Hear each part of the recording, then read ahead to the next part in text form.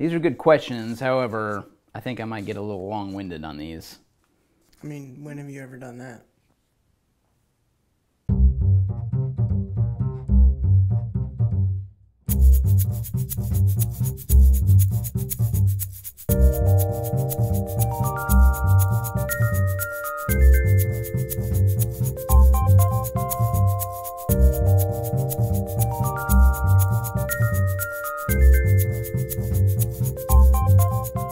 Welcome to Questions Over Coffee.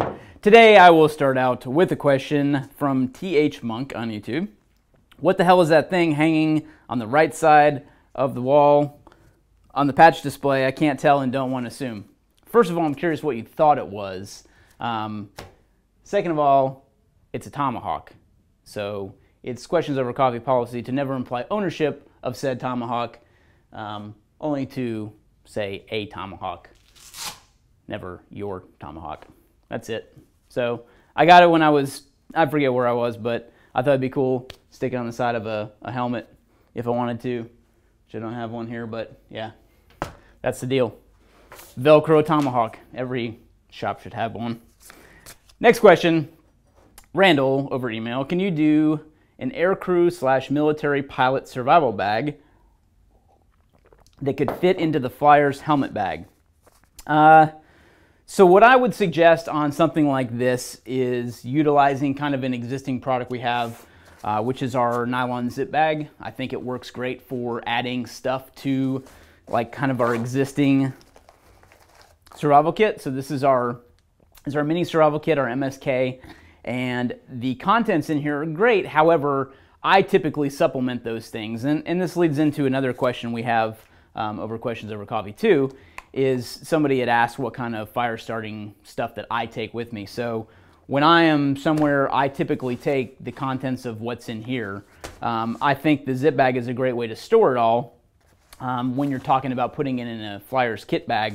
But I take the MSK contents like this and I upgrade it a little bit. So I use our case like this. This is great. It's a metal hard-sided case. You can actually dig with it too, which is one of the reasons I keep it. And it's a little bit bigger as well, so it holds a few more things. So I supplemented, I've got a little piece of fat wood in here. I've got a bouillon package. If I boil water, I can make some soup, apparently, which I have done before, and it is a little more, I don't know, it's a little more fulfilling than just drinking water if you don't have any food to eat. So, and I've talked about the contents in here before, but I've also got a little Leatherman squirt, backup compass, one of our little fire starters.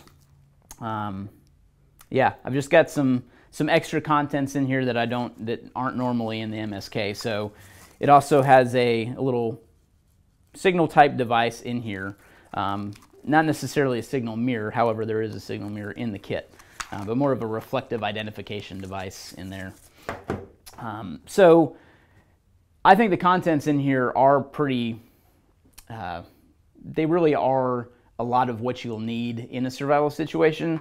However, what I like to supplement a kit with is a good emergency blanket. I have one vacuum sealed because I just don't want it to get wet. I think that's kind of a complete package with a survival blanket, some paracord too. And this is our jute paracord, and what I like about this is I can take the core out of here. So it's still got 7 strands of paracord, still just as strong as paracord, but it's got an 8th strand that is jute, and you can actually take the jute and unravel with your hands. It makes a perfect fire starting material. So great tinder to use to get your fire going and started.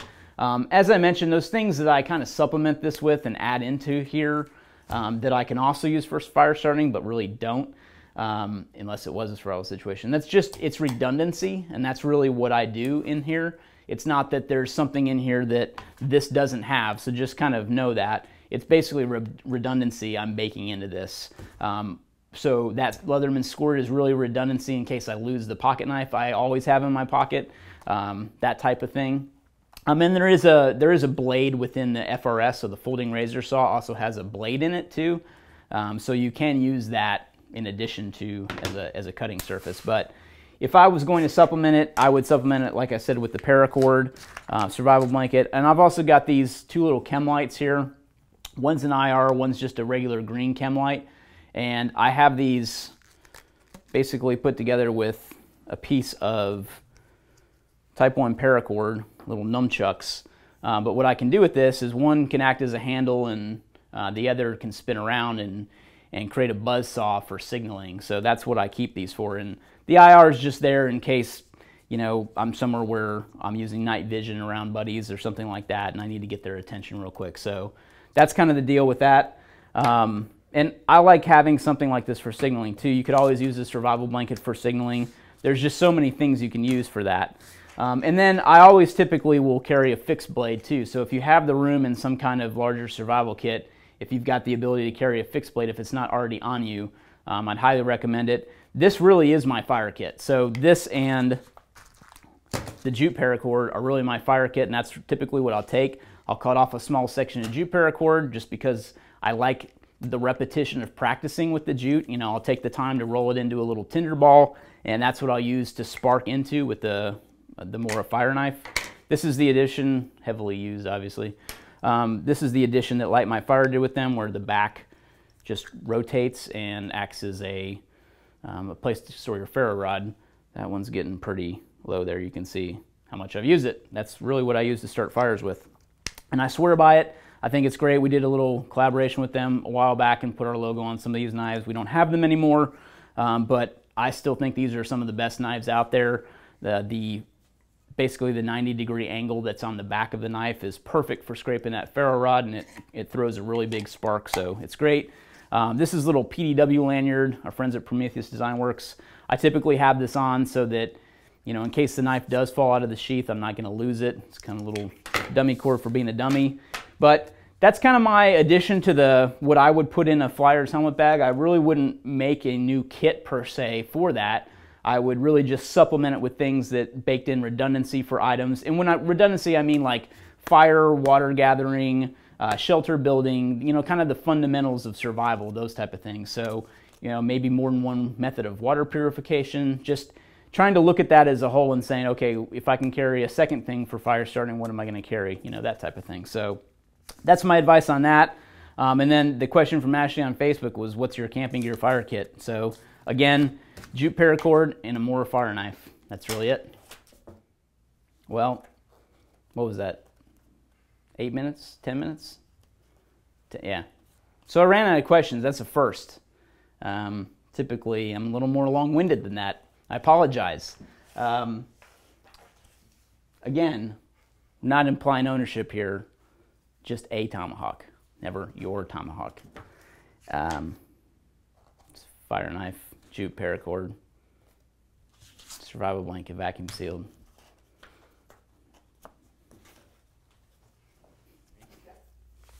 All right, thanks for watching Questions Over Coffee. Remember, as always, use the pound tag Gear Tasting on your social media network, and we'll find your questions and answer them here on the show. We need more questions, obviously. However, everybody that emailed a question in today, please shoot us an email to support@itstactical.com.